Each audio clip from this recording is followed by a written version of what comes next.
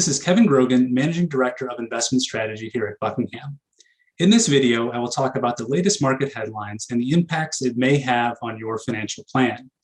At the end of today's video, I'll cover some things you might want to consider for your own portfolio.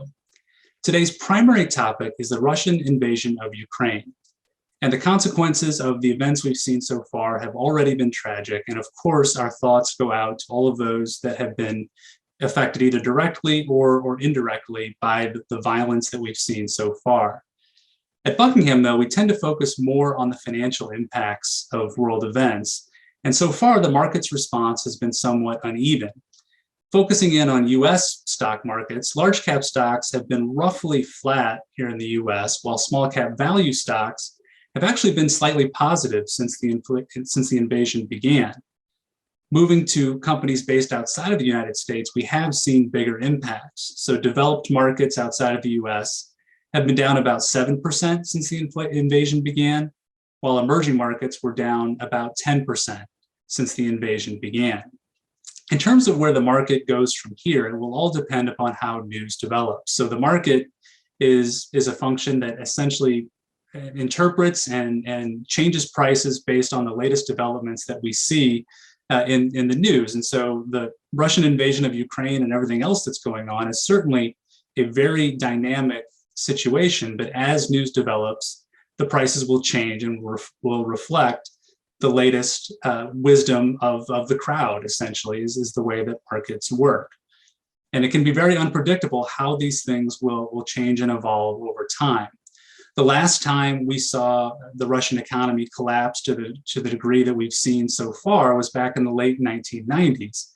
And at that point in time, we saw the Russian ruble collapse in value. We saw material impacts to other emerging markets countries, and eventually it caused the collapse of the largest hedge fund in the United States at the time. So you never really know how these things will eventually play out, but the market will react instantaneously to news as it develops.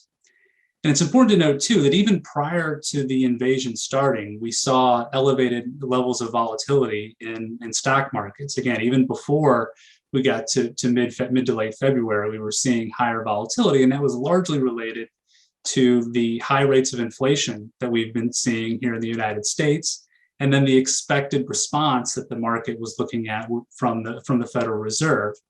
And so we were already seeing a good bit of volatility in markets as a result of inflation, and again, that response to the expected inflation. And here recently, the Federal Reserve has raised rates for the first time since 2018.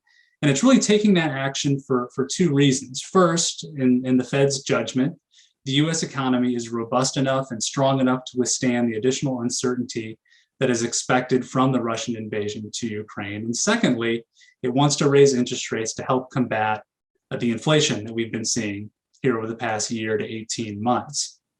And so in terms of how that might impact your portfolio is that when rates are higher, that necessarily means that the price of your fixed income holdings is lower.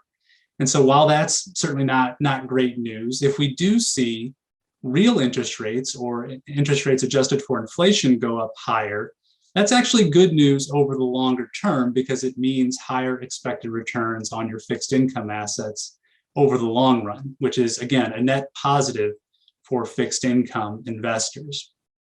To wrap up, I wanted to discuss some actions you might want to consider as a result of the market headlines we've seen over the recent weeks. So first, if your portfolio has drifted away from its target, it may make sense to rebalance your portfolio or bring the portfolio back into its stated long-term asset allocation.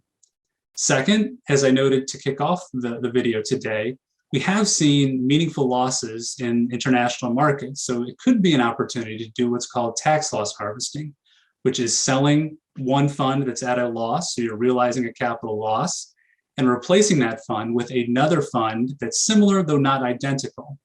And then that effect of that is that you've now realized a loss that you can use on your tax return to offset capital gains in another area of your portfolio, or to offset income to some degree.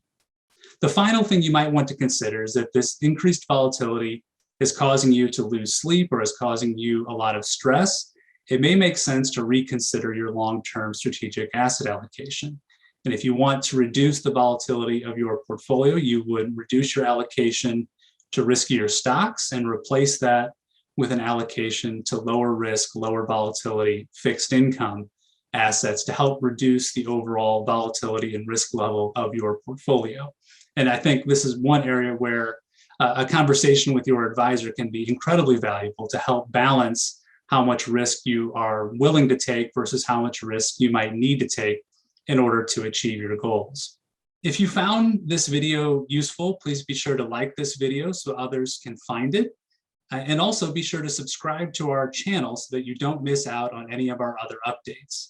If you do have any follow-up questions, please click the link in the description to connect with us.